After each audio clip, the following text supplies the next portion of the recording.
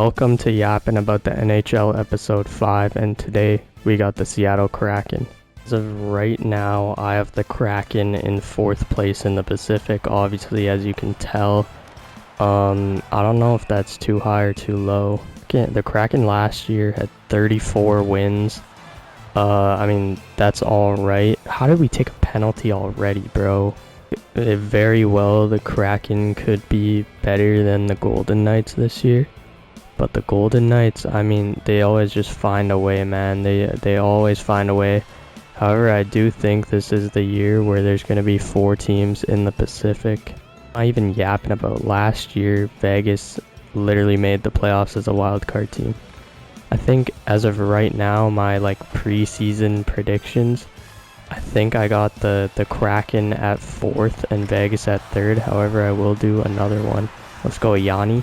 However, by the start of the season, this very, very well could change, and just kind of yapping about each team. So the Kraken do have one major issue, and that is Matty Beniers is not signed, and they don't have too much cap space to sign him, so we'd have to agree to a very short-term, low AAV deal. Matty Beniers deserves way better than that, as he has the puck right now. But yeah, Beniers, he obviously didn't have the greatest. Oh my god, Beniers only had 37 points last year, but the year before he had 66, I'm pretty sure. So he showed a lot as a rookie, and he's the number one, the first ever draft pick in this team's history. So personally, I would pay him. I don't know who you'd have to move to make that happen, right? Because you gotta clear up cap space somehow. I'm assuming they'd move a forward. Maybe, it's a guy like Yanni Gourde or Jaden Schwartz or Jordan Eberle, one of these guys, It's tough to give up on that depth, but Seattle has so many young players that I think you bite the bullet on some of these guys and make sure you can pay your most valuable player.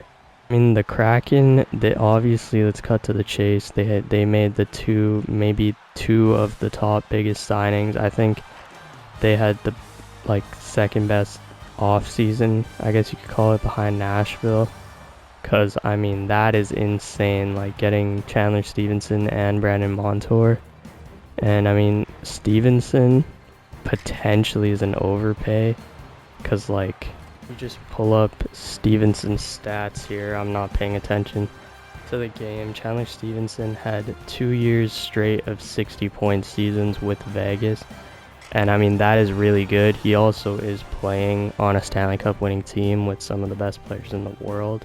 At the same time, Chandler Stevenson is a massive pickup for Seattle. They needed more firepower, and maybe he's not the superstar you wanted up front, right? Because they don't really have that.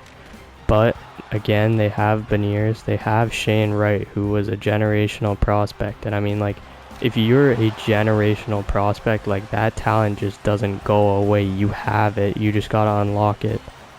And I think Chandler Stevenson was a great signing, and the contract might not age the greatest, but for the first few years, he is going to be 100% worth it for the Kraken.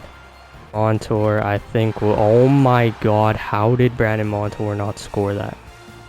Okay, Montour had really good year with Florida, obviously. I think I remember him playing on Anaheim, and what was the other team? Was it Buffalo? Could have been Buffalo.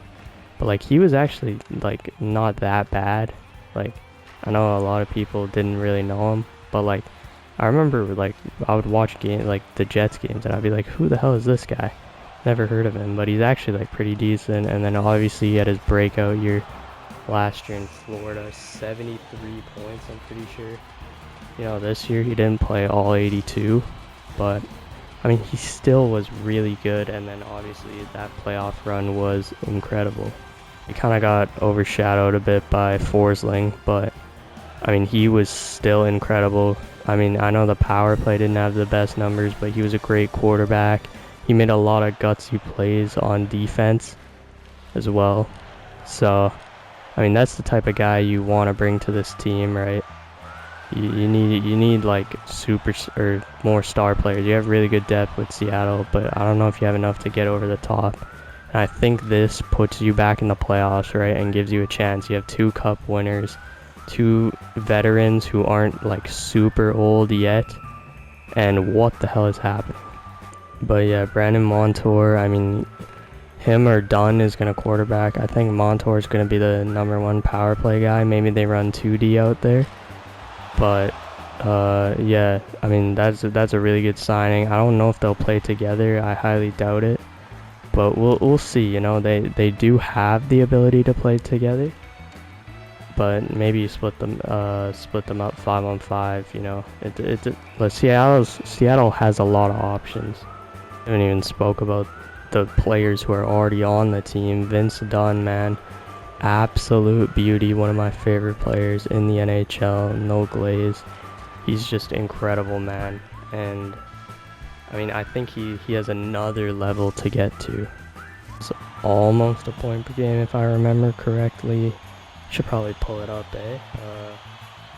Wait, boys, just let me pull this up. Okay, 59 games, 46 points, and I know points don't tell everything, but he is a damn good defenseman, and I think he's got another level, like I said. Oh, Tanev, the best Jet, Winnipeg Jets legend. Rest of the D-core, right? You got Adam Larson, Jamie Alexiak, Will Borgen, who I think is gonna have a good, like, you know, I think Will Borgen's got to step up, which is kind of a random one, but you know, you got to scout where you got to scout, you know. I mean, they have Riker Evans as a prospect. You know, they got some good pieces on that blue line, and then obviously in net you have Joey Decord, Philip Grubauer.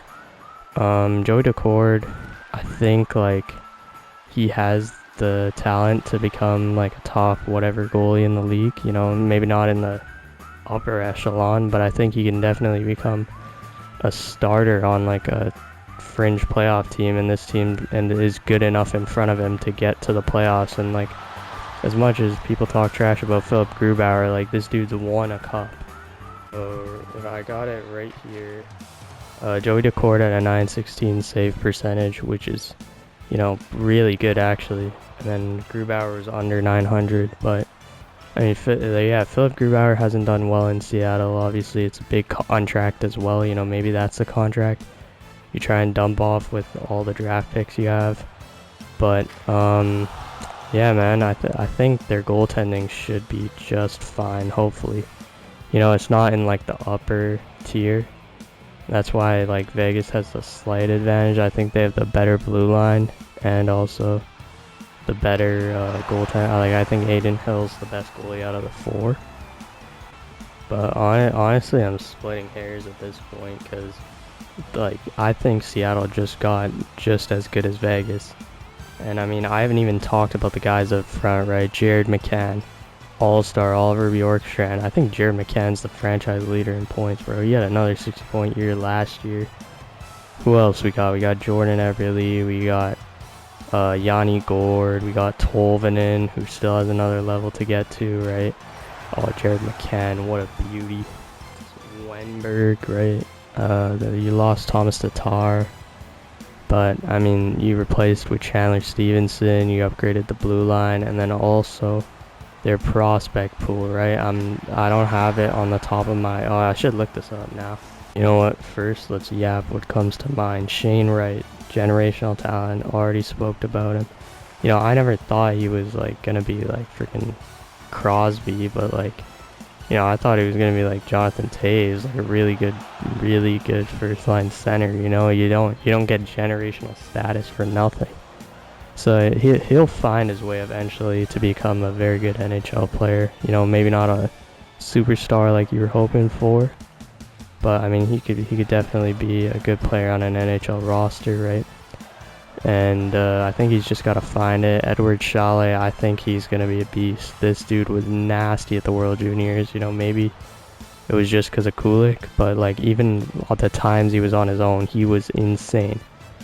And Ty Nelson, I can think of. Ty Nelson was decent in the World Juniors for Canada. He was Nothing special.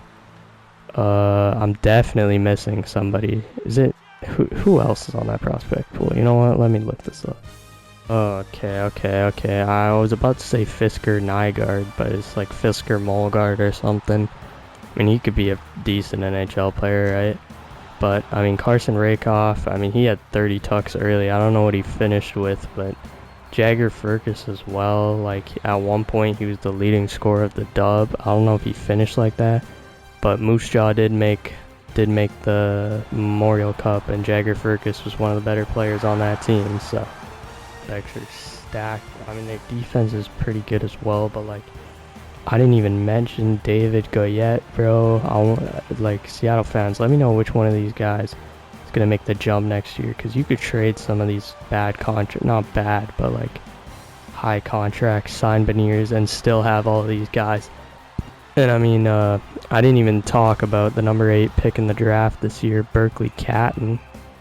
A lot of people were saying it was a bit of a weird one because you got Beniers, you got Shane Wright, you got Jared McCann, Yanni Gord. I mean, Yanni Gord's not going to be part of the core. What am I yapping about? But Chandler Stevenson, you got a lot of centers. So, you know, it was a bit of a strange one, but like, come on, bro. He is nasty. He is so nasty, bro. Berkeley Catton, you just took best player available. Oh my god, Sam Dickinson got cooked, bro. What? And then I think they also drafted Clark Caswell, NHL franchise mode legend Clark Caswell, bro. So yeah, they had a really good draft. They have a really good team. I wouldn't be surprised if we get to the season predictions and I have them higher. Yeah, I think they're really good, but they've built their team very well. But that's gonna be it for this. Let me know where you guys have the Kraken. Let me know what you agree and disagree with so far. And I'll see you guys in the next one.